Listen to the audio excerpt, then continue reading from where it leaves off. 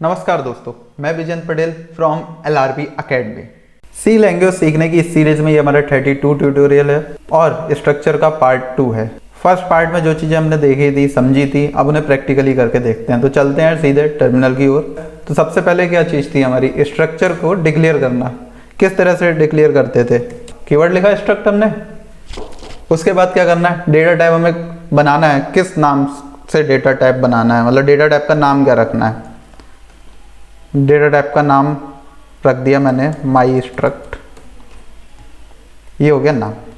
अब आगे सिंटेक्स क्या होता है, करली ब्रेसेस और इसके बाद ये सेमीकोलन, ये लगाना ना भूलिएगा, इसमें लगता है, अनिवार्य है। ओके, अब क्या करते हैं, इसके अंदर जो भी हमें अपने टाइप रखने हैं, डेटा टाइप रखने हैं, वो रख सकते हैं। सिर्फ 3 डेटा टाइप लेके चलता हूँ यहाँ पर मैं। एक इंटीजर ए, करैक्टर लेता हूँ एक सी, एक डबल टैप लेता हूँ, डबल टैप डी। ये 3 टैप यहाँ पर मैंने अंदर डिक्लेयर किए हैं। इंटीजर को आई रख लेता हूँ, इंटीजर आई, करैक्टर सी, डबल डी। माई स्ट्रक्ट डेटा टाइप का नाम हो गया जो हमने बनाया है। अब सबसे पहला तरीका हमने देखा था कि जो वेरिएबल क्रिएट करते हैं वो कैसे करते हैं। सबसे पहली चीज़ हमने देखी होगी कि यहाँ पर एस लिख दिया हमने। अब ये क्या हुआ, जो हमारा स्ट्रक्चर हमने बनाया माई स्ट्रक्ट टाइप का, उसमें उसका एक वेरिएबल बन गया एस। अब किसी वेरिएबल में वैल्यू कैसे असाइन करते हैं, देखा था हमने वैल्यू कैसे असाइन करते हैं। वैल्यू असाइन करते हैं इस तरह से, इसमें वैल्यू असाइन कर सकते हैं हम। इनिशियलाइजेशन देखेंगे बाद में, सबसे पहले देख लेते हैं डिक्लेरेशन के जितने भी तरीके हैं वो। एक तरीका तो ये हो गया था, दूसरा क्या था, यहाँ पर नहीं हम डिक्लेयर कर रहे हैं वेरिएबल को, यहाँ से भी से हटाते हैं। दूसरा क्या था कि यहाँ पर हम लिखें स्ट्रक्ट, यहाँ पर लिखा स्ट्रक्ट माई स्ट्रक्ट और वेरिएबल का नाम, ये हो गया डिक्लेरेशन। दूसरा तरीका ये हो गया, ये एस वेरिएबल हो गया। कौन से डेटा टाइप का हो गया, माई स्ट्रक्ट टाइप का, जो हमने बनाया, हमने नाम रखा है माई स्ट्रक्ट इस डेटा टाइप का। ये 2 तरीके हो गए। तीसरा तरीका क्या था, हमने टाइप डेफिनेशन वाला देखा था, आइए उसे देखते हैं। क्या था, टाइप डेफ, फिर स्ट्रक्ट, फिर डेटा टाइप का नाम रखा माई स्ट्रक्ट, फिर जिस नाम का एलाइस बनाना है हमें, माई स्ट्रक्ट नाम का ही बना देते हैं, बना दिया हमने। अब जब हमें वेरिएबल इसका हम डिक्लेयर करेंगे तो सिर्फ हमें माई स्ट्रक्ट लिखना होगा और वेरिएबल ये असाइन हो गया, ये असाइन हो गया। ये हो गया तीसरा तरीका। चौथा तरीका क्या था, चौथा इससे भी इजी था, इसे भी ना लिखना पड़े यहाँ पर, ये हटा दिया। यहाँ पर हमने लिखा टाइप डेफ, ये टाइप डेफिनेशन, और यहाँ पर लिखा स्ट्रक्ट, इसे रिमूव किया स्ट्रक्ट, और यहाँ पर डेटा टाइप का नाम लिखा हमने, दिया माई स्ट्रक्ट।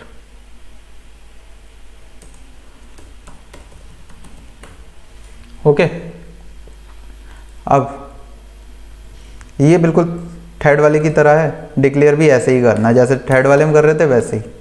देखिए डिक्लेरेशन यहाँ पर इजी हो गया, लेकिन यहाँ पर जो एक और लाइन लिख रहे थे कोड की, वो लिखनी कम पड़ी हमें। तो आप उस तरह से लिखिए थर्ड वाले वे से, या फिर इस तरह से, ये जो अभी लिखा हुआ है। तो ये सबसे बढ़िया वे है, इसी तरह से हम लेके चलेंगे। ठीक है, 4 तरीके थे, चारों में से कोई सा भी लीजिए आप, चारों वैलिड है। ठीक है, अब इनिशियलाइज कैसे करना था, 3 तरीकों से, एक एक करके देखते हैं। सबसे पहले यहाँ पर इनिशियलाइज करते थे हम, वैल्यू डालते हैं। इंटीजर में इंटीजर वैल्यू जाएगी, 1 डाल दिया मैंने। करैक्टर में करैक्टर जाएगा, सी डाल दिया। डबल में डबल 1.5। अब इन्हें प्रिंट कराते हैं। प्रिंट कैसे कराना था, प्रिंट कराने के साथ साथ एक वर्ड था एक्सेस कैसे करना है। एक्सेस कैसे करना है वो भी देखते हैं। देखिए इंटीजर प्रिंट कराने के लिए क्या था, %d, उसके बाद करैक्टर के लिए %c, फिर उसके बाद डबल के लिए %f। तो कैसे एक्सेस करना है, एस नाम का हमने वेरिएबल बना लिया, इंटीजर वैल्यू एक्सेस करनी है .i, फिर S dot C, S dot D. आइए प्रिंट करा के देखते हैं। ये देखिए 1C 1.5 तीन चीज़ें प्रिंट हो गई। एक्सेस कैसे करना है, S dot I, S dot C, S dot D, इस तरह से एक्सेस करना है। ये एक तरीका हो गया इनिशियलाइज करने का। दूसरा तरीका क्या था कि रैंडम ऑर्डर में कर सकते हैं, मतलब यहाँ तो पहले इंटीजर दिया, फिर करेक्टर दिया, फिर डबल।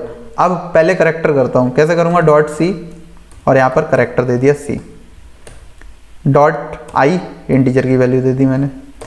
अब डॉट डी डबल की वैल्यू यहाँ रख देता हूँ मैं 1 पॉइंट समथिंग। तो आइए दोस्तों अब इसे रन करा कर देखते हैं। और यहाँ पर 4 एरर दिखा रहा है ये। पहला है declaration, syntax error, declaration missing, etcetera etcetera. देखिए ये जो एरर दिखा रहा है ये कंपाइलर की वजह से दिखा रहा है। हम जिस कंपाइलर पे भी काम कर रहे हैं, इस कंपाइलर के अकॉर्डिंग हमारे स्ट्रक्चर के जो मेंबर हैं उन्हें हम रैंडमली इनिशियलाइज नहीं कर सकते। अगर पहले इंटीजर है पहले इंटीजर ही करना है, फिर करेक्टर ही करना है। लेकिन लेटेस्ट जितने कंपाइलर हैं आप उन पर रन कराएंगे होगा। VS कोड पर जाइए, GCC कंपाइलर से रन कराइए, एज इट इज कोड आपका रन होगा। ओके आइए रन करा कर देखते हैं। तो यहाँ पर ये मैंने विजुअल स्टूडियो कोड ओपन कर लिया और सेम कोड यहाँ पर लिखा है मैंने। ये देखिए सेम कोड यहाँ पर लगा है। यहाँ पर क्लियर स्क्रीन और गेट CH लगाने की आवश्यकता नहीं पड़ती है, बाकी सब सेम कोड है। अब ये देखिए ये रैंडम ऑर्डर में मैंने यहाँ पर इनिशियलाइज किया है। सबसे पहले यहाँ पर आई इंट, फिर करेक्टर, फिर डबल। लेकिन इनिशियलाइज कर रहा हूँ मैं पहले करेक्टर फिर इंट फिर डबल, रैंडम ऑर्डर में है। ओके अब इसे मैं रन कराता हूँ, राइट क्लिक और रन कोड। ये देखिए नीचे एक बार इसे आउटपुट क्लियर करके दोबारा रन कराता हूँ, रन कोड। ये देखिए आउटपुट में नीचे देखिएगा आप, ये देखिए आ गया। इंटीजर में 2 असाइन किया है और 1.400 और बीच में हमारा करेक्टर। ओके चलिए चलते हैं वापस अपने टर्बो C++ पे। तो आपने देखा दोस्तों वहाँ पर बिल्कुल प्रॉपर रन होगा। तो आप कहेंगे कि उस पर क्यों नहीं काम कर रहे हैं, बिल्कुल बड़े प्रोजेक्ट होंगे, बड़े प्रोग्राम, बल्कि आप अपनी लाइफ टाइम जितनी प्रोग्रामिंग करेंगे वो आईडी पर ही करेंगे, ऐसी बड़ी बड़ी आईडी पर ही करेंगे। लेकिन यहाँ पर इस पर कराने का मेरा मोटिव ये है कि आपके छोटे छोटे कॉन्सेप्ट्स हैं ना वो क्लियर होंगे यहाँ से। छोटे छोटे कॉन्सेप्ट जैसे करली ब्रैकेट कहीं लगाना ना भूलना, सेमी कॉलम कहीं लगाना ना भूलना, कोई छोटा सा एरर हो वो पकड़ाई में आना, या फिर कोई एरर आ रहा है क्या है उसका मतलब। ठीक, यहाँ आप 10 दिन में अगर 10 बार कोड लिखते हैं तो 10 बार आप बार बार टाइप कर रहे हैं, तो आपकी प्रैक्टिस बहुत अच्छी हो जाएगी आईडी के कंपेयर में। बाकी हमें सी सीखनी है, किस प्लेटफॉर्म पर सीख रहे हैं ये फ़र्क नहीं पड़ता है। ओके बस कॉन्सेप्ट समझ में आना चाहिए, लिख तो हम कहीं भी देंगे। चलिए आइए नेक्स्ट चीज़ देखते हैं। नेक्स्ट चीज़ है हमारी इनिशियलाइजेशन तीसरे तरीके से कैसे करना है। अभी तक 2 तरीके देखे, अब तीसरा तरीका देखते हैं। यहाँ पर नाम रखा माई स्ट्रक्ट और यहाँ पर वेरिएबल एस, यहीं पर इनिशियलाइज कर सकते हैं हम। बताया था आपको 1, C, D की वैल्यू क्या रख देते हैं 1.4। यहाँ से इसे हटा देते हैं। अब इसे रन करा कर देखते हैं। ये देखिए प्रॉपर्ली रन हो रहा है। चल नेक्स्ट चीज़ देखते हैं, कॉपी करना। कॉपी कैसे करना है, देखिए यहाँ पर ये एस वेरिएबल है, यहाँ पर और वेरिएबल ले सकता हूँ मैं। एक S1 वेरिएबल ले लिया, 2 वेरिएबल ले लिया। डेटा टाइप है, कितने ही वेरिएबल ले सकते हैं। कॉमे से सेपरेट करते हैं वेरिएबल को, पता ही है आपको। अब S की जो वैल्यू है वो मुझे S1 में डालनी है। जैसे कि अगर I की वैल्यू J में डालनी है या किसी में इनिशियलाइज करनी है तो कॉपी करना ही तो होता है। अब S1 में S की वैल्यूज़ डाल दी मैंने, तो अब क्या होगा, यहाँ पर जितनी भी वैल्यू होंगी ये मैं S1 से भी एक्सेस कर सकता हूँ।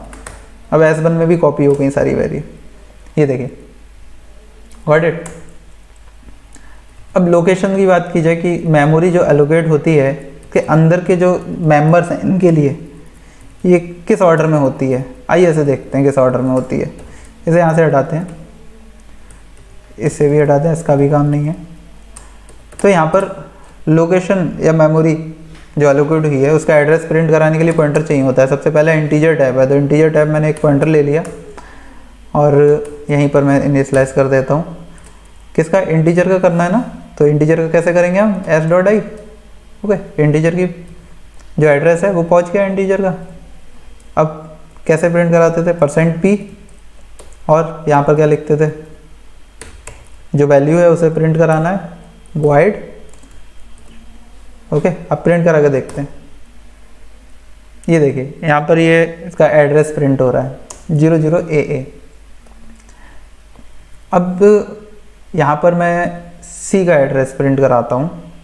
C करेक्टर है, करेक्टर टाइप है, तो करेक्टर टाइप में आएगा लास्ट एड्रेस आपको याद है 00AA।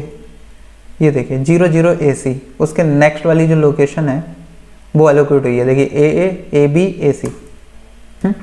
ऐसे ही डबल के लिए, डबल के लिए क्या होगा देखते हैं।